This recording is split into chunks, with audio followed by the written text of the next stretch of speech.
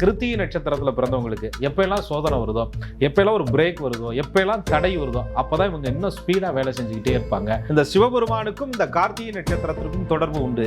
அந்த கார்த்திகேயன் சிவபெருமானுடைய மைந்தன், அந்த கார்த்திகேயனை கார்த்திகை பெண்கள் வளர்த்ததாக சொல்லக்கூடிய அந்த அற்புதமான நட்சத்திரம் கார்த்திகை நட்சத்திரம். அதுபோல கார்த்திகை நட்சத்திரத்தில் பிறந்தவங்க ஒரு வேலையை கொடுத்துட்டா ஒரு இடத்துல அந்த வேலைக்கான பொறுப்பை கண்டு எல்லாரும் ஓடுவாங்கல்ல, ஐயோ நம்ம தலையில கட்டிடுவாங்கப்பா அப்படின்னு போகக்கூடிய சூழ்நிலையில கார்த்திகை நட்சத்திரத்தில் பிறந்தவங்க பொறுப்பை ஏற்றக்கூடிய நான் பார்த்துக்கிறேன் அப்படின்னு சொல்லி சில நேரங்களில் அந்த பொறுப்பை எடுத்துக்கிட்ட காரணத்தினால தன் பணத்தை இழந்து கூட அந்த பொறுப்பை செய்து காட்டுவார்கள். ஒரு பொய்யை ஒருத்தர் கண்டுபிடிக்கணும்னு வச்சுக்கோங்களேன், அதை விட தெளிவான ஒரு பொய் பேச தெரிந்தவர்களாக இருக்கணும். ஒரு குற்றச் செயலை ஒருத்தர் கண்டுபிடிக்கணும்னா அதை விட எல்லா குற்றங்களையும் தெரிந்தவர்களாக இருக்கணும்னு சொல்லுவாங்க. ஆனா எல்லா தவறுகளும் எல்லா குற்றங்களும் செய்ய தெரிந்திருந்தாலும் கூட நீதிக்கு கட்டுப்பட்ட கார்த்திகை நட்சத்திரக்காரர்கள் தப்பு செய்வதற்கு முன்னாடி, ஏன்னா இது சூரிய பகவானுடைய நட்சத்திரம் இல்லையா, ஆக சூரிய பகவானுடைய நட்சத்திரத்திற்கு ராகு கொஞ்சம் எதிர் துருவமாக செயல்படுவாருங்கிறத சாஸ்திரம் சொல்லுது. ஆனா எல்லாருக்கும் நீங்க கேட்குற மாதிரி அந்த ராகு கெடுக்கணுங்கிற அவசியமும் இல்லை. நீங்க சொன்னது மாதிரி யோகத்தையும் ராகு கொடுப்பார். ஏன்னு சொன்னா கிருத்திகை நட்சத்திரத்தில் பிறந்தவங்க எவ்வளவுதான் தேஜஸ், எவ்வளவுதான் ஒளித்தன்மை, எவ்வளவுதான் பவர்ஃபுல்லான பர்சனாக இருந்தாலும் கூட இந்த ராகுல வாங்கின சில பாதிப்புகள்னால உடல்நிலை தொந்தரவு, நிறைய அடுத்தவங்களுக்காக உழைச்சிட்டு அடுத்தவங்களுக்காக எல்லாத்தையும் பண்ணிட்டு, இந்த செவ்வாய் தோஷத்துல பல விதிவிலக்குகள் இருக்கு. அதுல சில லக்னங்களுக்கு செவ்வாய் தோஷமே இல்லையா, செவ்வாய் இருக்கும் ராசிநாதன் ஆட்சி உச்சம் பெற்றாலும், செவ்வாய் நின்ற வீட்டின் அதிபதி குருவினுடைய தொடர்பில் இருந்தாலும், செவ்வாயை குரு பார்த்தாலும், வளர்பிறை சந்திரன் பார்த்தாலும் செவ்வாயால் ஏற்படக்கூடிய எந்த தோஷமும் இல்லை அப்படின்னு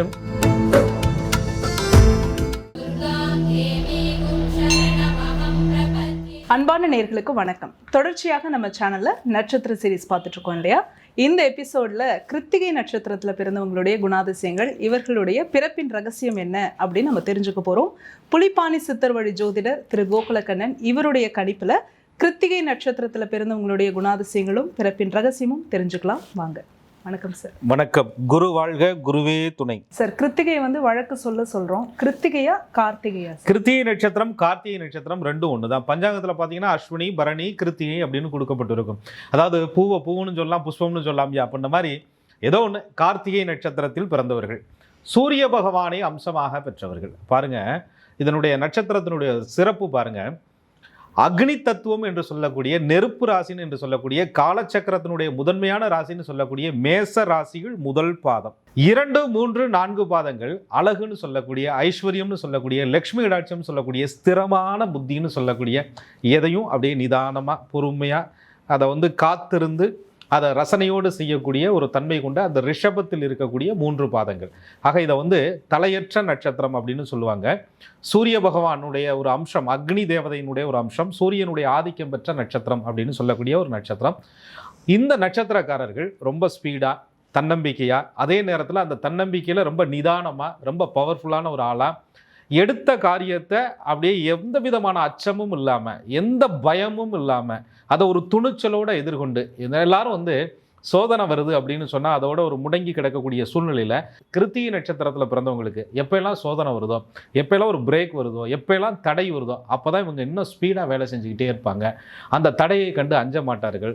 எவ்வளோ பெரிய எதிர்ப்புகள் வந்தாலும் அந்த எதிர்ப்புகளை கண்டு துவளவே மாட்டார்கள். பார்க்குறதுக்கு ரொம்ப சாஃப்டாக இருக்கிறாங்க, ரொம்ப ஒரு மாதிரி நிதானமாக இருக்கிறாங்க அப்படின்னு நினச்சிட்டு இருக்கிற அந்த நேரத்தில் சட்டுன்னு கோபப்பட்டுருவாங்க, சட்டுன்னு உணர்ச்சி வசப்படுவார்கள். அது மேஷத்தினுடைய அந்த தன்மை, முதல் பாதத்தினுடைய தன்மை இவர்களை வேகப்படுத்தும். இதே நேரத்தில் 2, 3, 4 பாதங்களும் இருப்பவங்க அதே வேகம் இருக்கும். அது வைராக்கியமாக மனசுக்குள்ளே வச்சுக்கிட்டு தனக்கான வாய்ப்பு வரும்போது அந்த கோபத்தை வெளிக்காட்டுவாங்க. அதை செய்து முடிப்பார்கள். அந்த காரியத்தை செய்து காட்டி தான் யார் என்று நிரூபிப்பார்கள். அந்த கார்த்திகை நட்சத்திரத்தில் பிறந்தவர்கள் அந்த நிரூபிக்கும் போது எதிரியே அஞ்சும் விதமாக. ஏன்னு சொன்னால் இது ஒரு சூரிய வம்ச நட்சத்திரம் அப்படின்னு சொல்கிறாங்க. முன் ஜென்ம தொடர்பு, எல்லா நட்சத்திரங்களுக்குமே ஒவ்வொரு கர்ம தொடர்புகள் அப்படின்னு இருக்குது. இந்த சூரியனை அம்சமாக பெற்ற இந்த கிருத்திகை நட்சத்திரத்தில் பிறந்தவங்க பல ஜென்மமாக முன் ஜென்மங்களில் ஒரு ராஜவம்சம், ஒரு நல்ல பாரம்பரியமான ஒரு குடும்பம், தான தர்மங்கள் செய்தவர்கள், சிவ வழிபாடு செய்தவர்கள். அதனால தான் இந்த சிவபெருமானுக்கும் இந்த கார்த்திகை நட்சத்திரத்திற்கும் தொடர்பு உண்டு. அந்த கார்த்திகேயன், சிவபெருமானுடைய மைந்தன், அந்த கார்த்திகேயனை கார்த்திகை பெண்கள் வளர்த்ததாக சொல்லக்கூடிய அந்த அற்புதமான நட்சத்திரம் கார்த்திகை நட்சத்திரம். ஆக கார்த்திகை நட்சத்திரத்தில் பிறந்தவர்கள் சிவஸ்தலங்கள், சிவ கோவில்களை நிறைய சேவகம் செய்தவர்கள், முருகப்பெருமானை அனுதினமும் ஆராதித்தவர்கள், தெய்வ வழிபாட்டில் சிறந்தவர்களாக இருப்பார்கள், தலைமைத்துவத்தில் சிறந்தவர்களாக இருப்பார்கள். தன்னுடைய தலைமைத்துவத்தால் எவ்வளவு பெரிய விஷயங்களையும் அசால்ட்டாக ஹேண்டில் பண்ணி தான் யார் என்று எப்பேற்பட்ட சூழ்நிலை வந்தாலும், எத்தனை தடைகள் வந்தாலும், எத்தனை இன்னல்கள் வந்தாலும், யார் தடுத்தாலும் அந்த கார்த்திகை நட்சத்திரத்தில் பிறந்தவர்கள் வைராகிய குணத்தோடு தனது வெற்றியை என்றுமே நிரூபிப்பார்கள். எப்பொழுதும் நிரூபிக்க பிறந்தவர்கள்னு சொல்லலாம். சூரியன் எப்படி தலைமை நாயகமா, நடுநாயகமா, நவகோள்கள் எல்லாம் அவரை சுற்றி வர்றது போல் இருக்கிறதோ, அதுபோல கார்த்திகை நட்சத்திரத்தில் பிறந்தவங்க ஒரு வேலையை கொடுத்துட்டா, ஒரு இடத்துல அந்த வேலைக்கான பொறுப்பை கண்டு எல்லாரும் ஓடுவாங்கல்ல, ஐயோ நம்ம தலையில் கட்டிடுவாங்கப்பா அப்படின்னு போகக்கூடிய சூழ்நிலையில் கார்த்திகை நட்சத்திரத்தில் பிறந்தவங்க பொறுப்பை ஏண்டக்கூடியா நான் பார்த்துக்கிறேன் அப்படின்னு சொல்லி சில நேரங்களில் அந்த பொறுப்பை எடுத்துக்கிட்ட காரணத்தினால தன் பணத்தை இழந்து கூட அந்த பொறுப்பை செய்து காட்டுவார்கள். அதை விட ஒரு பெரிய விசேஷம் என்னன்னு கேட்டிங்கன்னா, அந்த பொறுப்பை செய்து காமிச்சதுக்கப்புறம் அந்த பொறுப்புக்கான ஒரு கிரெடிட் கிடைக்கும்ல, அதுக்கு ஒரு மரியாதை கிடைக்கணும்ல, அந்த மரியாதை கிடைக்க வேண்டும் என்று நிச்சயமாக நினைப்பாங்க. ஆனால் சுயதம்பட்டம்ங்கிறது அவங்கள்ட்ட இருக்கவே இருக்காது. நான் செஞ்சேன், நான் கொடுத்தேன், நான் பண்ணினேன் அப்படின்னு இவங்க நினைக்கவே மாட்டாங்க. கிரீடமாக இருந்தாலும், அது பதவின்னு சொல்கிறோம்ல, பதவியாக இருந்தாலும், புகழாக இருந்தாலும், அந்த பதவியும் புகழும் என்னை தேடி வரணும், அதுக்கு தகுந்த மாதிரி வேலைகளை நான் பார்ப்பேன்.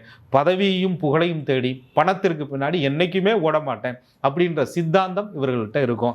சரராசின்னு சொல்லக்கூடிய மேஷத்தில் பிறந்ததுனால ஓடி பிழைக்க தெரிந்தவர்கள் அப்படின்னு கேட்டிங்கன்னா, வாய்ப்பு எங்கெல்லாம் இருக்கிறதோ அங்கெல்லாம் போகக்கூடிய ஒரு துணிவு, மொழி தெரியாத ஊரில் கூட போய் அங்கே தன்னை யார் என்று நிரூபிக்கக்கூடிய ஒரு தன்மை இவர்களிடத்துல இருக்கும். அதே மாதிரி ஸ்திர ராசியில் இருக்கிறனால எங்கே போனாலும் அந்த இடத்துல தன்னுடைய நிலைத்த தன்மையை, அந்த இடத்துல ஒரு ராஜாவா, அந்த இடத்துல தான் யார் அப்படிங்கிற ஒரு நிர்வாகத்திறனோடு தன்னுடைய தொழிலையும், தனக்கு கொடுத்த பொறுப்புகளையும், தனக்கு கிடைத்த வாய்ப்புகளையும் கனகச்சிதமாக பயன்படுத்தி கொள்ளக்கூடிய ஒரு நட்சத்திரம் சொன்னால் அந்த கார்த்திகை நட்சத்திரம். முருகனுடைய அருளை பூரணமாக பெற்றவர்கள், கார்த்திகேயனுடைய அருளை பூரணமாக பெற்றவர்கள். இவங்க தெய்வ வழிபாடுகளை செய்யும்போது எத்தனை தடைகள் வந்தாலும் சரி, ஒரு விரதத்தை கார்த்திகை நட்சத்திரத்தில் பிறந்தவங்க முடிவு பண்றாங்க அப்படின்னு வச்சா, அது எந்த விரதமா வேணாலும் இருக்கலாம், தெய்வத்தை வழிபாடு செய்யணும், ஒரு மண்டலம் இருக்கணும், நான் சாப்பிடாம இருப்பேன், அந்த ஒரு மண்டலம் தெய்வத்தை நினைத்து கொண்டே இருப்பேன், அந்த தெய்வத்தினுடைய நினைவில் இருந்து வெளியிலே வரமாட்டேன். நிறைய பாருங்க, ஐயப்ப பக்தர்கள் பாருங்க, முருக பக்தர்கள் பாருங்க, அந்த கார்த்திகை நட்சத்திரத்தில் பிறந்தவர்கள் அந்த ஒரு விரதம் மேற்கொள்ளும் போது அதுக்கு அப்படியே உண்மையா, அப்படியே அதை ரொம்ப காலையில் 4 மணிக்கு எந்திரிச்சு குளிக்கணுமா, ஷார்ப்பா, இத்தனை மணிக்கு கோவிலுக்கு விளக்கு போடணுமா, இத்தனை மணிக்கு பூஜை அலங்காரங்கள்லாம் இப்படி பண்ணணுமா, அப்படி தெய்வ படத்தை பார்த்து தான் மந்திரங்களை சொல்லணுமா, மந்திரங்களை சொல்லிக்கிட்டே இருக்கிறது. ஆக தெய்வ நிந்தனை செய்வது, குலதெய்வ நிந்தனை செய்வது என் குலத்திற்கே கேடு என்று உணர்ந்தவர்கள் கார்த்திகை நட்சத்திரத்தில் பிறந்தவர்கள். அந்த குலதெய்வத்தையும் அந்த இஷ்ட தெய்வத்தையும் எதையுமே வேண்டித்தான் அடுத்த காரியத்துக்கு இவங்க போவாங்க. எந்த ஊருக்கு போனாலும் சரி, ஒரு கோவில் இருக்கக்கூடிய இடத்துல கார்த்திகை நட்சத்திரக்காரர்கள் பிறந்திருப்பார்கள், அல்லது அந்த இடத்துல தான் இருப்பாங்க. அல்லது கார்த்திகை நட்சத்திரத்தில் பிறந்தவர்கள் தன்னுடைய வீடையே கோவில் போன்று பார்த்துக்கிடுவாங்க. பொய் பேசினா அவர்களுக்கு பிடிக்காது, பொய் பேசுறதை கண்டுபிடிச்சிருவாங்க. அதாவது ஒரு பொய்யை ஒருத்தர் கண்டுபிடிக்கணும்னு வச்சுக்கோங்களேன், அதை விட தெளிவான ஒரு பொய் பேச தெரிந்தவர்களாக இருக்கணும். ஒரு குற்றச்செயலை ஒருத்தர் கண்டுபிடிக்கணும்னா அதை விட எல்லா குற்றங்களையும் தெரிந்தவர்களாக இருக்கணும்னு சொல்லுவாங்க. ஆனால் எல்லா தவறுகளும் எல்லா குற்றங்களும் செய்ய தெரிந்திருந்தாலும் கூட நீதிக்கு கட்டுப்பட்ட கார்த்திகை நட்சத்திரக்காரர்கள் தப்பு செய்வதற்கு முன்னாடி பல முறை யோசிப்பாங்க. முடிந்த அளவு பொய் உரைப்பது இவர்களுக்கு பிடிக்கவே பிடிக்காது. பொய் சொல்லுவதை, பொய் சொல்பவர்களை ஒரு பொழுதும் அனுமதிக்க மாட்டார்கள் கார்த்திகை நட்சத்திரத்தில் பிறந்தவர்கள். நீங்க குறிப்பிட்ட மாதிரி நடுநாயகமா தலைமை பண்பு கொண்ட இந்த கிருத்திகை நட்சத்திரத்துல பிறந்தவங்களுடைய வாழ்க்கை அடுத்த கட்ட நகர்வுகள்லாம் எப்படி இருக்கும்? அதாவதுங்க, அந்த தலைமைத்துவம் அப்படின்ற அந்த அமைப்பு சின்ன வயசுலேயே அவர்களுக்கு உருவாயிடும். அந்த ராஜா வம்சம் அப்படின்னு சொல்றாங்கல்ல, ராஜா வம்சம்னா நான் அப்படிங்கிறது கிடையாது, எதையும் என்னால் செய்ய முடியும், எதையும் நான் புரிஞ்சுக்கிருவேன், அந்த புரிஞ்சுக்கிட்டதை அப்படியே நான் என்னை கண்ட்ரோல் பண்ணிடுவேன், எனக்கான தப்பு, எனக்கான சரி, எனக்கான நியாயம் என்பதை நான் தான் முடிவு பண்ணணும், எனக்கு யாரும் அட்வைஸ் பண்ணி என்னுடைய தப்பை சுட்டி காட்டுற அளவுக்கு நான் நடந்துக்க மாட்டேன், அப்படி ஒரு சூழ்நிலை வர்றதுக்கு நான் வாய்ப்பே கொடுக்க மாட்டேன் அப்படின்ற ஒரு குணம் சின்ன வயசுலேயே இவர்களுக்கு உருவாவதற்கு காரணம்னு பார்த்தீங்கன்னா, இவங்க பிறக்கும் போதே அந்த சூரியனுடைய ஆளுமை பெற்று செவ்வாயினுடைய தைரியம் பெற்று சுக்கிரனுடைய அழகு பெற்று அந்த அம்சத்தில் இவங்க பிறக்கிறாங்க. ஆக இந்த சூரிய பகவானுடைய தசாபலன் தான் இவர்களுக்கு முதல் தசையாக இவர்களுடைய வாழ்க்கையில் வரும். அதுக்கப்புறம் இவர்களுக்கு ஒரு 10 வருட காலம் முழுமையாக சந்திர மகாதிசை இவர்களுக்கு நடக்கும். அந்த சந்திரனில் தான் நிறைய அந்த கலை, ஆர்வம், ஒரு அழகு, சொந்த பந்தம், இப்படி எல்லா விஷயங்களையும் ரசிக்கக்கூடிய ஒரு தன்மை, அதை கேள்வி ஞானம் அப்படின்னு சொல்லக்கூடிய ஒரு ஆற்றல்கள்லாம் இவர்களுக்கு இருக்கும். அதுக்கப்புறம் இது ரெண்டும் அப்படியே வந்து எப்படி அந்த முருகப்பெருமான் வந்து அந்த பிறக்கும்போது அப்படியே அழகாக பிறந்து அதுக்கப்புறம் அழகு தமிழ் பேசி அதுக்கப்புறம் வீரத்திற்கு ஒரு எடுத்துக்காட்டாக, வைராகியத்திற்கு ஒரு எடுத்துக்காட்டாக இருக்கிறது மாதிரி இவர்கள் வந்து அந்த பிறக்கும்போதே தைரியம், தன்னம்பிக்கை, அந்த அழகு எல்லாம் பொருந்திய அப்படியே ஒரு தைரியமான எந்த வீர தீர விளையாட்டு செயல்களையும் ரொம்ப துணிச்சலோடு எதிர்கொள்ளக்கூடிய, அதை கற்றுக்கணுங்கிற எண்ணத்தோட இவங்களுக்கு அந்த செவ்வாய் மகாதிசை அப்படின்னு சொல்லக்கூடியது ஒரு 7 வருஷம் இவர்களுடைய வாழ்க்கையில் நடக்கும். இதெல்லாம் கடந்ததுக்கப்புறம் ஒரு குறிப்பிட்ட வயது, ஒரு 18க்கு மேலேன்னு வச்சுக்கோங்களேன், இவர்களுக்கு பார்த்தீங்கன்னு சொன்னால் ஒரு ராகு திசை, அது அந்த சூரியனுடைய அளவை பொறுத்து, சூரிய பகவானுடைய தசா காலங்கள் 1வது பாதம், 2வது பாதம், 3வது பாதம், 4வது பாதத்தினுடைய அளவை பொறுத்து ஒரு 18 வருடம் ராகு மகாதிசையினுடைய கால அளவு இவர்களை தீர்மானிக்கக்கூடிய ஒரு மாபெரும் சக்தியாக இருக்கும். அந்த திசையில தான் உங்க வாழ்க்கையினுடைய அடுத்த கட்ட பரிணாமம், அடுத்த கட்ட வளர்ச்சி, அடுத்த கட்ட நிகழ்வுகள், அடுத்த கட்ட உயர்வு, அடுத்த கட்ட தாழ்வு எல்லாத்தையும் தீர்மானிக்கக்கூடிய ஒரு சக்தியாக ராகு பகவான் கிருத்திகை நட்சத்திரத்தில் பிறந்தவர்களுக்கு நிச்சயம் இருப்பார். சரி, இந்த கார்த்திகை நட்சத்திரத்தில் பிறந்தவங்களுக்கு ராகு தசை அப்படிங்கிறது படிக்கிற வயசுல வருது, இந்த வேலை இந்த மாதிரியான காலகட்டத்தில் வருது, எதிர்பதமா ஏதாவது அமையுமா இல்லை யோகத்தை கொடுக்குமா? டீனேஜில் வருது இல்லையா யோகம் அப்படிங்கிறது. இவங்க வந்து எதையுமே எனக்கு வேணும், அதை வந்து நான் அடையணும், அது வந்து எந்த நாடு படிப்பு எங்கே வேணாலும் நான் போயிருப்பேன். ரொம்ப அந்த அம்மா அப்பாவை சுற்றி வந்தவர்கள், சூரியன்னா தந்தை, சந்திரன்னா அம்மா, அந்த செவ்வாய்னா சகோதரம், இவர்களோடையே வளர்ந்த அந்த கார்த்திகை நட்சத்திரக்காரர்கள் ராகு வரும்போது சரி படிக்க வேண்டிய சூழ்நிலை வருது, நம்ம வெளியில் போவோம், சரி படிப்பு தடையாகி போச்சு, அடுத்து சம்பாதிக்கிறதுக்கு என்ன வழின்னு அதை பார்ப்போம் அப்படின்னு சொல்லக்கூடிய சில முடிவுகள்லாம் எடுக்கக்கூடிய ஒரு சூழ்நிலை. அதுக்கப்புறம் காதல் வயப்படுறது, அதுக்கப்புறம் திருமணம் சார்ந்த சில முக்கிய முடிவுகளை எடுப்பது, இவங்க எடுக்கலைனாலும் சுற்றி இருக்கிறவங்க இவர்களை எடுக்க வைக்கிறது, இப்படிலாம் ராகு கொஞ்சம் விளையாட்டு காட்டுவார் உள்ள வந்து. ஏன்னா இது சூரிய பகவானுடைய நட்சத்திரம் இல்லையா. ஆக சூரிய பகவானுடைய நட்சத்திரத்திற்கு ராகு வந்து கொஞ்சம் எதிர் துருவமாக செயல்படுவாருங்கிறத சாஸ்திரம் சொல்லுது. ஆனால் எல்லாருக்கும் நீங்கள் கேட்குற மாதிரி அந்த ராகு வந்து கெடுக்கணுங்கிற அவசியமும் இல்லை. நீங்கள் சொன்னது மாதிரி யோகத்தையும் ராகு கொடுப்பார். ஏன்னு சொன்னால் மேஷம், இந்த இடத்துல ஒரு சிறப்புகள் பாருங்க. மேஷம், ரிஷபம், எருது சுறா, நண்டு தண்ணில் ராகு அமர்ந்து 4 திக்கிலும் கிரகங்கள் முற்றிடில் பூமியிடை துயிலுறங்கும் ராஜயோகம். அப்ப மேஷத்துல ராகு இருக்கிறது சிறப்பு தானே அப்படின்னு சொல்லப்படுது. ரிஷபத்திற்கு ஆதிக்க கிரகமான சுக்கிராச்சாரியாருக்கு ராகு பகவான் வந்து ஏறக்குறைய குணங்களில், அதுல வந்து சுக்கிர பகவான் வந்து அழகு, ஐஸ்வர்யம், போகம், யோகம், காமம், ராகுவுமே பார்த்தீங்கன்னா வரைமுறையற்ற, எல்லையற்ற, தன்னுடைய எந்த நிலைக்கும் போய் அதை அடையக்கூடிய குணம் அப்படின்னு சொல்லக்கூடிய ஒரு தன்மையை அவருக்கு கொடுக்கக்கூடிய தன்மை ராகுக்கு உண்டு. ஆக அந்த சுக்கிரனுக்கு நட்பு கிரகமாக ராகு வருவதனால, அல்லது ராகுக்கு மிகவும் பிடித்த கிரகமாக சுக்கிரன் இருப்பதனால இப்படின்னு எடுத்துக்கலாம். அப்போ இந்த நட்சத்திரத்தினுடைய 3 பாதம் ரிஷபத்திலையும் இருக்கிறதுனால ராகு பகவான் நல்ல அமைப்புகளில் உட்கார்ந்து தசையை நடத்தும் போது சின்ன வயசுலேயே மல்டிபிள் பர்சனாலிட்டின்னு சொல்லுவாங்கல்ல, பெரிய டேலண்டியா, இன்னும் இம்புட்டு பேசுகிறாப்புல, இம்புட்டு படிக்கிறாங்க, இவ்வளோ நாடு கடந்து போகிறாங்க, சின்ன வயசுலேயே இவ்வளோ பெரிய உயரிய பொறுப்புக்கு வந்துட்டாங்க, ஒரு ஐஏஎஸ் ஆகிட்டாங்க. ஏன்னா கார்த்திகை நட்சத்திரத்தினுடைய தொழில்கள் எல்லாம் பார்த்தீங்கன்னு சொன்னால் ஆளுமை, கார்த்திகை நட்சத்திரத்தினுடைய தொழிலெல்லாம் பார்த்தீங்கன்னா அதிகாரம், கார்த்திகை நட்சத்திரத்தினுடைய தொழில்கள்லாம் பார்த்தீங்கன்னா நிர்வகிப்பது, கார்த்திகை நட்சத்திரத்தினுடைய தொழிலெல்லாம் பார்த்தீங்கன்னா அரசாள்வது, கார்த்திகை நட்சத்திரத்தினுடைய தொழிலெல்லாம் பார்த்தீங்கன்னா எந்த பொறுப்பையும் எடுத்துக்கிட்ட பொறுப்பை யார் தட்டி பறித்தாலும் விட்டு கொடுக்காமல் தனக்கு கொடுக்கப்பட்ட பொறுப்பில் தானே ராஜாவாக நின்று செயல்படுவது. இது கார்த்திகை நட்சத்திரத்திற்கு கொடுக்கப்பட்ட தொழில்கள். ராஜா, கிங், குயின், அது பெண்ணாக இருந்தாலும் சரி, அடுப்பங்கரை, வீடு, இதெல்லாம் அங்கேயும் நான் ராஜாதாயா அப்படின்னு சொல்லக்கூடிய ஒரு குணம் இவர்களிடத்துல இருக்கும். யாரையுமே பார்த்தீங்கன்னு சொன்னால் துஷ்பிரயோகம் செய்ய மாட்டாங்க. தனக்கு கொடுக்கப்பட்ட பதவி, அதிகாரத்தை தப்பான வழியில் பயன்படுத்த மாட்டாங்க. அந்த சூரியனுக்கே உண்டான அந்த கர்ண பரம்பரைன்னு சொல்லக்கூடிய அந்த ஒரு தைரியம், ஒரு தன்னம்பிக்கை இவங்கள்ட்ட இருக்கும். ஏன்னு கேட்டிங்கன்னா இழக்கிறதுக்கு இவங்களுக்கு வந்து தயாராக இருப்பாங்க. இது இழந்துட்டா, இதை போயிடுச்சுன்னா அப்படிங்கிற குணம் இவங்கள்ட்ட இருக்காது. இழந்தா திரும்ப சம்பாதிக்க போகிறோம், போனால் திரும்ப வந்து நம்ம அடுத்ததை உருவாக்க போகிறோம் அப்படின்னு சொல்லக்கூடிய, எப்பயுமே அடுத்து என்ன, அடுத்து தன்னை தக்க வைப்பதற்கு என்ன அப்படிங்கிற ஒரு தேடல்களோடு இருக்கக்கூடிய கார்த்திகை நட்சத்திரக்காரர்களுக்கு இந்த ராகு திசையில் சில நன்மைகளும் சில யோகங்களும் ராகு பகவான் இருக்கும் இடத்தை பொறுத்து இவர்களுக்கு அமையும். அப்படியே குரு திசைக்கு வந்துடுவாங்க.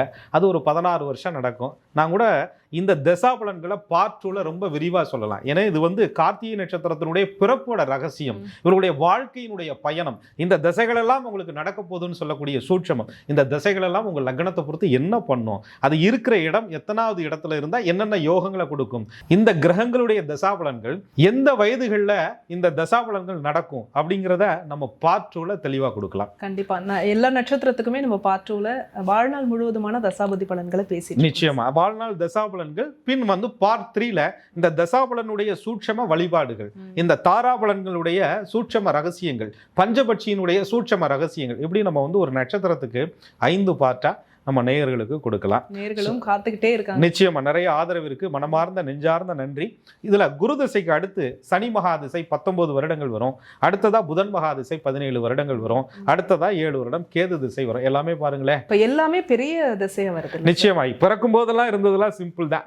சூரியன் கொஞ்ச நாள்ல இருந்தாரியா, சந்திர திசை ஒரு 10 வருஷம், செவ்வாய் திசை ஒரு 7 வருஷத்தோட முடிஞ்சு, அதுக்கப்புறம் வந்த ராகுல ஆரம்பிச்சதுங்க. அது ஒரு 18 வருஷம், இது ஒரு 16 வருஷம், இது ஒரு 19 வருஷம். இதுக்குள்ள வாழ்க்கையில திருப்பி பார்த்தா முக்கால்வாசி ஓடி போச்சு. இருக்கிற நவகிரகங்கள்ல 3 பேர் தான் எங்களை பிடிச்சி ரொம்ப நெருக்கி இருக்கு அப்படின்னு சொல்லுவாங்க. ஆக இவர்களுடைய வாழ்க்கையினுடைய வளர்ச்சியும் வாழ்க்கையினுடைய வீழ்ச்சியும் தீர்மானிக்கக்கூடிய சக்தி ராகுதான். ஏன்னா 36 வயசை கவர் பண்ணிடுவாரு. அடுத்து குரு வருவாங்க 16 வருஷம், அதுலேயே பாதி காலங்கள் ஓடிடும். அதுக்கப்புறம் சனி திசை வரும்போது ஓடலான்னு நினைக்கல, உடம்பு கொஞ்சம் பஞ்சர் பண்ணுதுங்க, மூட்டு வலி எலும்பு வலி அது இதுன்னு நம்மளை போட்டு. ஏன்னா கிருத்திகை நட்சத்திரத்தில் பிறந்தவங்க எவ்வளவுதான் தேஜஸ், எவ்வளவுதான் ஒளித்தன்மை, எவ்வளவுதான் பவர்ஃபுல்லான பர்சனாக இருந்தாலும் கூட இந்த ராகுல வாங்கின சில பாதிப்புகள்னால உடல்நிலை தொந்தரவு, நிறைய அடுத்தவங்களுக்காக உழைச்சிட்டு அடுத்தவங்களுக்காக எல்லாத்தையும் பண்ணிட்டு. இந்த கார்த்திகை நட்சத்திரம் செவ்வாய் பகவானுடைய சாபம் பெற்ற நட்சத்திரம். கார்த்திகை நட்சத்திரம் செவ்வாய் பகவானுடைய சாபம் பெற்ற நட்சத்திரம். அதனால பார்த்தீங்கன்னா பங்காளி பகைகள் நிறையா வரும். ஒரு நல்ல பங்காளினா என்ன, கூட பிறந்தவர்கள் திடீர்னு பார்த்தீங்கன்னா ஒரு தட்டில் சாப்பிட்டுக்கிட்டு இருந்தோம், ஒன்றா போர்வையில் தூங்கிக்கிட்டு இருந்தோம், ஒன்றா பேசிக்கிட்டு இருந்தா அப்படியே எங்கள் அக்கா தாங்க, ஆனால் என்னை பார்த்து பயங்கரமாக பொறாமப்படுதுங்க அப்படின்ற மாதிரி, மறு தாய் மாதிரி நினைச்சேங்க அப்படின்னு சொல்லக்கூடிய ஆண்கள். அல்லது என் தம்பி தாங்க, எங்க அண்ணன் தாங்க, எங்க அப்பாவுக்கு அடுத்துங்க, எங்க அப்பா கூட அவ்வளவு பாசமா இல்லைங்க, நாங்க ஒரு ஏஜுக்கு மேல கூட எங்க அண்ணன் மடியில தாங்க நான் தூங்குவேன் அப்படின்னு சொல்லிட்டு பாசமலருக்கே நாங்கெல்லாம் டஃப் கொடுத்தோம்யா அப்படின்னு சொல்ற மாதிரி இருந்த கார்த்திகை நட்சத்திரக்காரர்களுக்கு சகோதர விரிசல்கள், இவங்க 2 பேருக்குள்ள அந்யோன்யம் இருந்தாலும் கூட இவங்களுடைய வாழ்க்கை பந்தம் ஏற்பட்டதற்கு பிறகு அது ஏனோ தெரியல, அவங்க எவ்வளவுதான் நாத்துனா, எவ்வளவுதான் என்னுடைய கொழுந்தேன் அப்படின்னு விட்டு கொடுத்து போனாலும் இவர்களுக்கு அந்த பகைத்தன்மையை கொடுத்துருது. சொத்து பிரிக்கும் போது பிரச்சனை வந்துடுது, சொத்தே இல்லையா அப்பயும் பிரச்சனை வந்துடுது. அப்படிங்கிற மாதிரி பங்காளி பகை இன்னல்களை இவர்கள் அந்த சூரிய வம்சத்தில் பிறந்ததுனால, சூரியகுல ஆதிக்கத்தில் பிறந்ததுனால இவர்களுக்கு வந்து அந்த பகைத்தன்மையை செவ்வாய் பகவான் உருவாக்குறார்.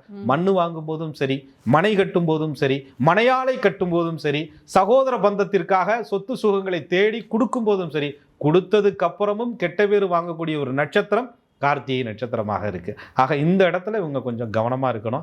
அப்படி இருக்கும்போது அந்த சில பாதிப்புகள்லாம் இவங்களுக்கு நீங்கிறதுக்கு சில வழிபாடு முறைகளும் நம்ம ஞானிகள் சொல்லியிருக்காங்க. அதை நம்ம அடுத்தடுத்த வழிபாடு குறிப்புகளில் பார்க்கும்போது தெளிவாக பார்க்கலாம். கார்த்திகை நட்சத்திரத்தில் பிறந்தவங்க நிர்வாக திறனும் தலைமை பண்பும் கொண்டவர்களாக இருக்காங்க. என்னென்ன பொறுப்புகள் இவங்க வகிக்கிறாங்க? நீங்கள் சொன்ன மாதிரி அந்த நிர்வாகத்திறன் இதெல்லாம் இருக்கும்.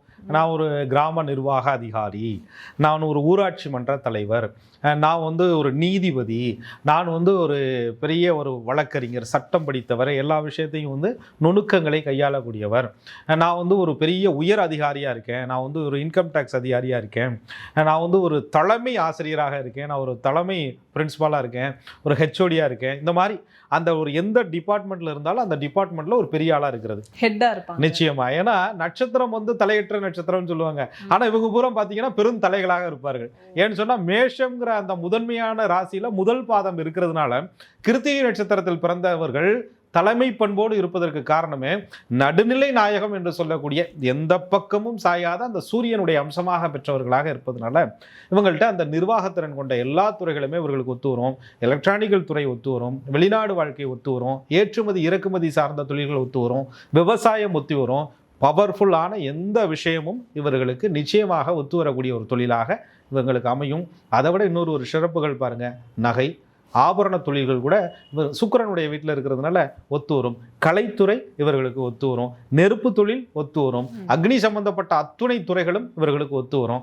ஆக கார்த்திகை நட்சத்திரத்தில் பிறந்தவர்களுக்கு தொழில்னு எடுத்துக்கிட்டோம்னா கொட்டி கிடக்குது. ஏன்னா மேஷத்திற்கு 10ஆம் இடம் என்று சொல்லக்கூடிய அதிபதி சனி பகவானாகவும் ரிஷபத்திற்கு 10ஆம் இடம் என்று சொல்லக்கூடிய அதிபதி சனி பகவானும் வர்றதுனால சனி பகவான் அப்படின்னு சொல்லக்கூடிய அந்த சர்வீஸ் சேவை சம்பந்தப்பட்ட அத்துணை துறைகளும் கார்த்திகை நட்சத்திரக்காரர்களுக்கு ஒத்து வரக்கூடிய துறைகளாக இருக்கும். அந்த சர்வீஸ் சேவைன்னு சொல்லக்கூடிய அத்துணை துறைகளிலும் தலைமை பண்போடு இருப்பதற்கு, உயர் பதவியை எட்டி பிடிப்பதற்கு என்னெல்லாம் திறமைகளை வளர்த்துக்கணுமா, மேலே படிக்கணுமா படிக்கிறேன் ஐயா, அல்லது எதுக்கு டிரான்ஸ்ஃபர் வாங்கிட்டு இந்த ஊருக்கு போய் அங்கே தான் நான் என்னை நிரூபிக்க முடியுமா நிரூபிக்கிறேன் ஐயா, மலை மேலே ஏற்றி வரியா போயிட்டு வரேன் ஐயா அப்படின்ற மாதிரி எனக்கு தூரம் இல்லை, எனக்கு எல்லை இல்லை, என்னை கட்டுப்படுத்தக்கூடிய சக்தி இல்லை அப்படின்னு சொல்லிட்டு தன் மேலே ஒரு நம்பிக்கையோட அந்த கார்த்திகை நட்சத்திரக்காரர்கள் அந்த பதவியை எட்டி பிடிப்பதற்கு கண்டிப்பாக போராடுவாங்க. நிச்சயமாக அதில் தசாபலன்களும் இவர்களுக்கு சாதகமாக இருக்கும் பட்சத்தில், ஏன்னா மத்தியம வயதில் குரு தசை வராரு. மத்தியம வயதில் குரு தசை வரும்போது அந்த குரு லக்னத்திற்கு அடிப்படையில் சாதகமாக இருந்துட்டாருன்னு சொன்னால் அந்த பதவியை கொடுத்துருவாரு. அதே போல் ஒரு முதுமை வயதில் சனி திசை வராங்க, சனி பகவான் வந்து லக்னத்திற்கு அடிப்படையில் யோகமாக இருந்துட்டார் அப்படின்னு சொன்னால் அந்த நிலைத்த ஒரு பதவி, நிலைத்த ஒரு புகழ், நிலைத்த ஒரு வருமானம் போதும், இதுக்கு மேலே என்னத்தை சம்பாரிச்சா அப்படின்ற அளவிற்கு கோடிகளை கொடுக்கக்கூடிய பாக்கியங்களை எல்லாம், ஏன்னா சனி பகவானுக்கும் சில யோகங்கள்லாம் சொல்கிறாங்க பாருங்க, சசயோகம் அப்படின்லாம் சொல்கிறாங்க. அப்படின்லாம் இருக்கும்போது இவங்களுக்கு அந்த சனி பகவான் நின்ற நிலையை பொறுத்து யோகங்கள் உண்டாகுது. அதே நேரத்தில் நான் மேஷராசியில் கார்த்திகை நட்சத்திரத்தில் 1ஆவது பாதத்தில் பிறந்தேங்க, எனக்கு சனி பகவான் தொழில்காரகர், ஆனால் அவருடைய தசை வர்ற மாதிரி இருக்குது, உள்ள சுய புத்தியிலேயே எனக்கு பிரச்சனை பண்ணிருச்சு, நான் அடுத்தடுத்த புத்திகள்லாம் எப்படி இருக்க போகுதுன்னு தெரியல அப்படின்னு சொல்லும்போது லக்னம் அவர்களுக்கு எதிர்துருவமாக இருக்கும். அந்த லக்னத்தின் அடிப்படையில் சனி பகவானுடைய பாதிப்புகளும் இவர்களுக்கு எதிராக அமையும். அதை நம்ம தசாபுத்தியில் பார்க்கும்போது தெளிவாக தெரிஞ்சிடும். ஆக இந்த மேஷம் கார்த்திகையாக இருந்தாலும் சரி, ரிஷபம் கார்த்திகையாக இருந்தாலும் சரி, அவர்கள் முடிவெடுக்க வேண்டிய தருணம், அவர்கள் வாழ்க்கையில் ஒரு உச்சத்தை தொடக்கூடிய அமைப்பை உருவாக்கக்கூடிய ஒரு தருணம்ங்கிறது அந்த திருமண வாழ்க்கையாகத்தான் இருக்கணும். அதில் சரியான தேர்வு விதி அமைச்சு கொடுத்தாலும் சரி, அல்லது விதி அமைப்பதற்கான வாய்ப்புகளை உங்களிடத்துல கொடுத்தாலும் சரி, அந்த தேர்வை கனகச்சிதமாக நீங்கள் பண்ணிட்டீங்கன்னா வாழ்க்கையில் உச்சத்தை தொடுவீங்க. அந்த தேர்வில் ஃபெயிலியர் ஆகிட்டீங்க அப்படின்னு சொன்னால் உங்கள் வாழ்க்கையில் உச்சத்தை தொடுவீங்க, போராடி தொடுவீங்க, தனிமையாக தொடுவீங்க. இந்த கார்த்திகை நட்சத்திரத்தில் பிறந்தவங்க தலைமை பண்பு கொண்டவர்களாக இருக்கிறதுனால வெளியில் வந்து ஒரு கிங்காகவும் குயினாகவும் இருக்காங்க. இந்த வாழ்க்கையில் வீட்டில் இவங்களுடைய வாழ்க்கை வந்து எப்படி சார்? நிச்சயமா, அதாவது தசாபுத்திகள் நல்லா இருக்குது, கிரகங்களில் 7ஆம் இட அதிபதி நல்லா இருக்கிறாரு, குடும்பஸ்தானாதிபதி நல்லா இருக்கிறாரு அப்படின்னா லக்னத்தை பொறுத்து தான் அந்த அமைப்பு. நீங்கள் கார்த்திகையில் 1ஆம் பாதம்னா மேஷராசி, 2, 3, 4 பாதங்கள்னா ரிஷபராசி. லக்னங்கிறது உங்களுடைய சுய ஜாதகம் தீர்மானிக்கும். அந்த லக்னத்திற்கு தான் நம்ம பார்க்குறோம். லக்னத்திற்கு 7ஆம் அதிபதி எப்படி இருக்கிறாங்க, குடும்பஸ்தானாதிபதி எப்படி இருக்கிறாங்க, பெண்களுக்கு 8ஆம் அதிபதியும் எப்படி இருக்கிறாங்க அப்படின்னு பார்த்து முடிவு பண்ணிக்கிறோம். ஸோ அந்த திருமண வாழ்க்கை நன்றாக அமைத்து கொள்வதற்கு சில பஞ்சாங்கங்களில் திருமண பொருத்தத்தை பற்றிய குறிப்புகள் இருக்குது. அதில் கிருத்திகை நட்சத்திரம் அப்படின்னு சொல்லும்போது ராட்சச கண நட்சத்திரம், பெண் ஆடு, பறவையில் வந்து மயில் பறவை அப்படின்னு சொல்லப்படுது. இதை வச்சு தான் நம்ம திருமண பொருத்தத்தை குறிக்கிறாங்க. இப்ப கார்த்திகை நட்சத்திரத்திற்கு கார்த்திகை நட்சத்திரமே பொருந்தாது. அப்ப சூரிய பகவானுடைய மற்ற 2 நட்சத்திரங்கள் உத்திர நட்சத்திரம், உத்திராட நட்சத்திரம் இவர்களுக்கு பொருந்தாது. இது ஆடா வர்றதுனால குரங்கு பகையா அப்படின்னு சொல்ல, ஏன் ஆட்டுக்கு புலி சிங்கம்லாம் பகை இல்லையா அப்படின்னு கேட்டா நட்சத்திர பொருத்தங்கள்ல சில வரைமுறை யோனி பொருத்தத்திற்காக இது குறிக்கப்படுவது. அப்ப திருவோண நட்சத்திரம் பொருந்தாது, பூராட நட்சத்திரம் இவர்களுக்கு பொருந்தாது. இந்த 5 நட்சத்திரம் ஆச்சா. அப்போ பெண் நட்சத்திரத்தை தான் முதல் நட்சத்திரமாக கணக்கு வச்சு தினப்பொருத்தம், கணப்பொருத்தம், மகேந்திரம், ஸ்திரீ திருக்கம், யோனி, ராசி, ராசி அதிபதி, வசியம், ரஜ்ஜு, அது முக்கியமானது, தீர்க்க சுமங்கலி, வேதை பொருத்தம், நாடி பொருத்தம், மர பொருத்தம்னு ஃபிக்ஸ் பண்ணுறாங்க. அதில் குறைஞ்சபட்சம் ஒரு 5-6 நாள் சரியாக வரணும்யா அப்படிங்கிறது ஒன்று. அதுக்கப்புறம் வந்து லக்கணத்திற்கு ராகு எது தோஷம் இல்லாமல் இருக்குதான்னு பாருங்க அப்படின்றது ஒன்று. செவ்வாயினுடைய அமைப்பு எப்படி இருக்குன்னு பாருங்க அப்படிங்கிறது ஒன்று. இந்த செவ்வாய் தோஷத்தில் பல விதிவிலக்குகள் இருக்குது. அதில் சில லக்னங்களுக்கு செவ்வாய் தோஷமே இல்லையா, செவ்வாய் இருக்கும் ராசிநாதன் ஆட்சி உச்சம் பெற்றாலும், செவ்வாய் நின்ற வீட்டின் அதிபதி குருவினுடைய தொடர்பில் இருந்தாலும், செவ்வாயை குரு பார்த்தாலும், வளர்பிறை சந்திரன் பார்த்தாலும் செவ்வாயால் ஏற்படக்கூடிய எந்த தோஷமும் இல்லை அப்படின்னு திருக்கணித பஞ்சாங்கத்தில் 100வது பக்கம் தெல்ல தெளிவாக கொடுக்கப்பட்டிருக்கு. ஸ்ரீனிவாசன் பஞ்சாங்கத்தில் இது விஷயமாக திருமணம் விஷயத்தில் குழப்பமடைந்து திருமணத்தை நிறுத்த வேண்டாம், நன்கு படித்து ஆராய்ந்து முடிவெடுக்கும் அப்படின்னு சொல்லப்பட்டிருக்கு. ஆக செவ்வாய் தோஷத்தில் சில கணக்குகள்லாம் பார்த்துக்கிட்டு தான் முடிவே எடுக்கணும். ஸோ அதுக்கப்புறம் பார்த்தீங்கன்னு சொன்னால் அந்த தசா சந்தி அப்படின்னு சொல்லுவாங்க. இப்போ கார்த்திகையில் பிறக்கிறாங்களா, இவங்களுக்கு தசை சொல்கிறோம் பாருங்கள், சூரியன், சந்திரன், செவ்வாய், ராகு, குருன்னு. அதே போல் அந்த ஆணினுடைய நட்சத்திரத்திற்கும் அந்த தசாபலன்கள் வந்து ஒரே தசையா வரக்கூடாது. அப்ப அந்த தசாபலன்கள் நடக்கும்போது கிரக யுத்தம் ஆகி போயிருது. நண்பர்களே பிரிஞ்சு போயிடுறாங்க. ஒரு வீட்டுக்குள்ள ஒரு முகத்தை பார்த்துக்கிட்டு இருக்கிற ஆளு வாழ முடியுமாயா? ஒரு உரைக்குள்ள 2 கத்தி இருக்க முடியுமா? நானா நீயாங்கிற போட்டி வந்துடும். ஏற்கனவே இது நான் தான் ஹெட்டுன்னு சொல்லக்கூடிய ஒரு நட்சத்திரம், இதுல 2 ஹெட்டு இருந்துச்சுன்னு சொன்னா ஆகாது. சரி, நீ தலைவனா இருந்துட்டு போ, நீ தலைவியா இருந்துட்டு போன்னு சொன்னா 2ம் நானாத்தான் இருப்பேன் அப்படின்னு சொல்லக்கூடிய ஒரு குணம் இவர்களுக்கு இருப்பதனால அந்த அமைப்புகளில் பொருத்தத்தை ரொம்ப முக்கியமாக பார்த்துக்கிறோம். சில கிரக சேர்க்கைகள் வாழ்க்கையில் பிரச்சனையை கொடுத்துருது. அதில் ரொம்ப ஒரு மோசமான கிரக அமைப்புகள் எல்லாம் சேர்க்கை பெறும் பொழுது அது குடும்பத்திலேயே வீண் சந்தேகங்கள் குழப்பங்கள்லாம் வந்துடுது. கார்த்திகை நட்சத்திரத்தில் பிறந்தவர்களுக்கு அதிகாரம் செய்தால் பிடிக்காது, கார்த்திகை நட்சத்திரத்தில் பிறந்தவர்களிடம் ஆணவமாக பேசினால் பிடிக்காது, கார்த்திகை நட்சத்திரத்தில் பிறந்தவர்களை அடக்கி ஆண்டால் பிடிக்காது, கார்த்திகை நட்சத்திரத்தில் பிறந்தவர்களிடம் பொய் பேசினால் பிடிக்காது, கார்த்திகை நட்சத்திரத்தில் பிறந்தவர்களை அவர்களுடைய உடல் அமைப்பை பார்த்து கேலி செய்தால் பிடிக்காது, கார்த்திகை நட்சத்திரத்தில் பிறந்தவர்கள் பொது இடத்தில் விட்டு கொடுத்து பேசினால் அவர்களுக்கு பிடிக்காது. ஆக இதையெல்லாம் பிடிக்கும் விதமாக ஒரு வரன் தேடினால் மட்டுமே அவர்களுக்கு வாழ்க்கையை பிடிக்கும். இதெல்லாம் பிடிக்கும் விதமாக வரன் தேடவில்லை என்றால் வாழ்க்கையே கார்த்திகை நட்சத்திரத்தில் பிறந்தவர்களுக்கு பிடிக்காது அப்படின்னு சொல்றாங்க. ஸோ அந்த பொருத்தத்தை வந்து ரொம்ப கவனமாக பார்த்துக்கணும். சார், பறவை வந்து மயில் அப்படின்னு சொன்னீங்க, பஞ்சபட்சி சாஸ்திரத்தில் இது மாறுமா? பஞ்சபட்சி சாஸ்திரங்கிறதுங்க வளர்புரை தேய்புரை அமைப்பு அப்படின்னு சொல்றாங்க. அதில் இந்த கிருத்திகை நட்சத்திரத்தில் பிறந்தவர்களுக்கு, வளர்புரையில் பிறந்தவர்களுக்கு வல்லூர் அப்படிங்கிறதும், தேய்பிரையில் பிறந்தவர்களுக்கு மயில். இது எப்படி பார்த்துக்கிறது அப்படின்னா, சுய ஜாதகத்தில் சுக்லபட்சம் கிருஷ்ணபட்சம் தெளிவாக கொடுக்கப்பட்டிருக்கு. கிருஷ்ணபட்சம் அப்படிங்கிறது தேய்பிரை, சுக்லபட்சம் என்பது வளர்பிறை. ஆக இதை வைத்து தான் இவர்களுக்கு பட்சியை தேர்வு செய்கிறோம். இது எதற்காக அப்படின்னா, தொழிலில் சிறந்து விளங்க, கோர்ட்டு வழக்கு வியாஜியங்களில் வெற்றி பெற, படிப்பில் தேர்ச்சி பெற, உயர் பதவிகளை பெறுவதற்கு இந்த நேரத்தை பயன்படுத்தி கொள்ளலாம்னு சொல்லப்பட்டிருக்கு. இதுக்கு 5 தொழில்கள் சொல்கிறாங்க. ஊன், நடை, அரசு, சாவு, துயில் அப்படின்னு சொல்கிறாங்க. எப்படி நம்ம வந்து சுப ஓரைகள் பார்க்குறோம்ல, அது மாதிரி உங்களுடைய பட்சி அரசு நேரத்தில், உங்களுடைய பட்சி நடை நேரத்தில், உங்களுடைய பட்சி ஊன் நேரத்தில், இது வந்து வளர்பிறை தேய்பிறையை பொறுத்து அந்த காலங்கள் மாறும், கிழமைகளுக்கு தகுந்த மாதிரி கொடுக்கப்பட்டு இருக்கும். அதை நம்ம பயன்படுத்தி அந்த நேரங்களில் சில முக்கிய முடிவுகளை எடுக்கும் பொழுது வாழ்க்கை வெற்றி பயணமாக போகும் அப்படின்னு ஒரு குறிப்பு. அதுக்கப்புறம் இந்த நட்சத்திரத்தில் பிறந்தவர்களுக்கு பெயர் நாம எழுத்துக்களை தேர்வு செய்யும் போது அந்த எழுத்துக்கள் படி சரியாக பெயர் அமைந்தால் இவர்கள் வாழ்க்கையில் நல்ல வெற்றி கிடைக்கும் அப்படின்னு சொல்லப்படுது. அந்த எழுத்துக்கள் மட்டும் இல்லாது உடல் எண், உயிர் எண், விதி எண்ணுக்கு தகுந்த பெயர் எண்கள் அமைத்து கொண்டால் வாழ்க்கை இன்னும் சூப்பராக இருக்கும். அப்போ ஒருத்தருடைய பிறந்த தேதி, உடல் எண், பிறந்த தேதி, மாதம், வருடம், உயிர் எண், இதற்கு தகுந்த விதி எண்கள் அது எந்த நாள் நட்சத்திரத்தில் வைக்கலாம். அப்போ உங்கள் நட்சத்திரத்திற்கு சாதக தாரை நட்சத்திரம் என்ன, சம்பத்து தாரை நட்சத்திரம் என்ன, சேமதாரை நட்சத்திரம் என்ன, உங்கள் நட்சத்திரத்திற்கு ஆகாத விபத்து தாரை நட்சத்திரம் என்ன அப்படின்லாம் சொல்லப்படுது. சில நட்சத்திர தாரைகளை எதுவுமே பயன்படுத்தக்கூடாது அப்படின்னு சொல்கிறாங்க. சில நட்சத்திரங்களை நாட்களை எல்லாம் உங்களுக்கு எதுவுமே பயன்படுத்தக்கூடாது, சந்திராஷ்டிரமம் மாதிரி அப்படின்லாம் சொல்கிறாங்க. ஸோ இதெல்லாம் வந்து அந்த தாராபலன் அடிப்படையில் பிரித்து அந்த வழிபாடுகளை மேற்கொள்ளும் போது ஒரு நட்சத்திரத்தினுடைய அந்த யோகங்கள் என்பது பலப்படும் அப்படின்னு சொல்லக்கூடிய அமைப்புகள் அவர்களுக்கு நிச்சயமாக கிடைக்கும். நாம எழுத்துக்கள் பற்றி பேசும்போது இந்த உயிர் எண் இதெல்லாம் சொன்னீங்க. இவங்க வந்து முதல் எழுத்தா வந்து எந்த எழுத்தை இவங்க பேரில் வச்சு? நிச்சயமாக முதல் ராசி காலச்சக்கரத்திற்கு 2வது தனராசி. நடுநாயகன் என்று சொல்லக்கூடிய சூரிய பகவானுடைய அம்சம் பெற்ற நட்சத்திரத்தில் பிறந்த கார்த்திகை நட்சத்திரக்காரருடைய முதல் எழுத்தே ஆ, இ, உ, ஏ, ஈ நெடில், ஆ நெடில், இந்த எழுத்துக்களில் இவங்களுடைய முதல் எழுத்துக்கள் அமையணும். அழகு தமிழில் அந்த முருகப்பெருமானுடைய அம்சம் பெற்ற, அந்த சிவன் அருள் பெற்ற கார்த்திகை நட்சத்திரக்காரர்கள் அந்த பெயரை தேர்வு செய்யும் பொழுதே ஒரு சக்தியோட, ஆத்ம சக்தியோட, ஒரு தேக பலத்தோட, ஒரு ஆன்மீக ஒழுக்கத்தோட பெயரை தேர்வு செய்தால் வாழ்க்கை என்பது இவர்களுக்கு நிச்சயம் வசந்தமாக அவர்களுக்கு அமையும். திருமணத்தை பற்றி பேசும்போது ஒரு டவுட் வந்தது சார். இவ்வளோ பார்த்து நம்ம திருமணம் பண்ணாலும் இந்த கார்த்திகை நட்சத்திரத்தில் பிறந்தவங்களுக்கு ஏதோ ஒரு வகையில் பிரச்சனை இருந்துகிட்டே இருக்கு. என்ன சார் பண்ணலாம்? அதுக்கு காரணம் அந்த மத்தியம வயதில் வரக்கூடிய ராகு திசை. அது பார்த்தீங்கன்னா ஒரு டீனேஜ் பருவத்திலிருந்து அந்த வாழ்க்கையை தொடரக்கூடிய பருவத்தில் ராகு திசை வந்துடுது. அந்த ராகு திசை வந்து தான் இவங்களுக்கு சில குழப்பங்களை உருவாக்கி கொடுக்குது.